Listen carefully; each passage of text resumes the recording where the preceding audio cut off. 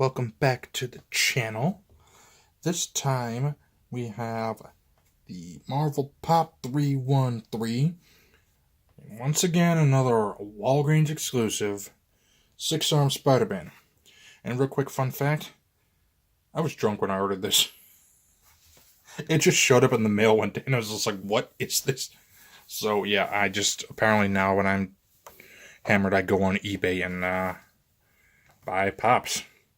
Anyway, so 6-arm Spider-Man only appeared from September to November 1971 on what is commonly known as the 6-arm saga, because creativity.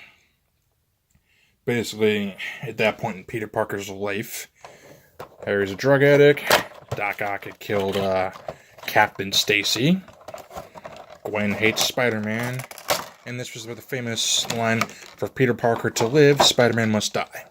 So, Peter, like as usual, makes everything worse by, instead of just doing what the normal person would do if you don't want to be Spider-Man, stop dressing up as Spider-Man.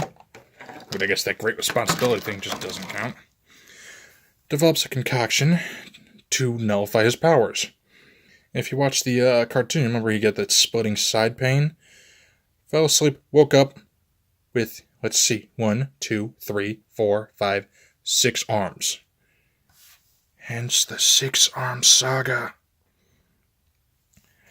So, he ends up having to go to Kurt Connors, also known as the Lizard, trying to come up with a cure. There's another time when some stuff happened that got involved with Morbius, the vampire.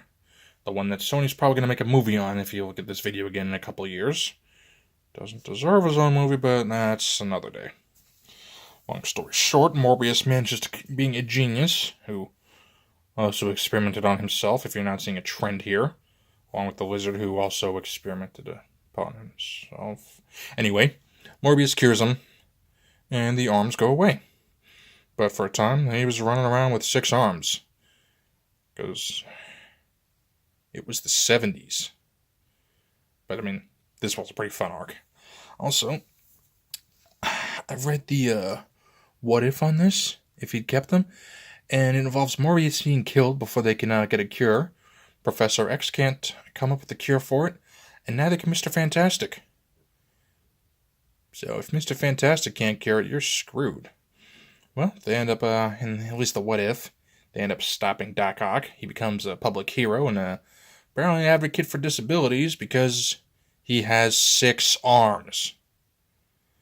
But apparently in this one, it's a much happier story because he prevents Gwen Stacy's death. So, there's that. And I guess is able to make the arms invisible or something? I don't know. Long story short, it's one of the few times Spider-Man has a happy ending. That's why it's a what if. But anyway, 1971 was a pretty weird time. Spider-Man hit 6 arms. Some other stuff happened. It's over 20 years before I was born, so it doesn't count. Anyway, we got 6-arm Spider-Man. And, yeah, because having 3 times the normal limit of arms is... Well, let's admit, this is pretty cool and you like it. That's why you clicked on it, isn't it? Yeah, that's why you watched the video. Oh, this you crazy mother...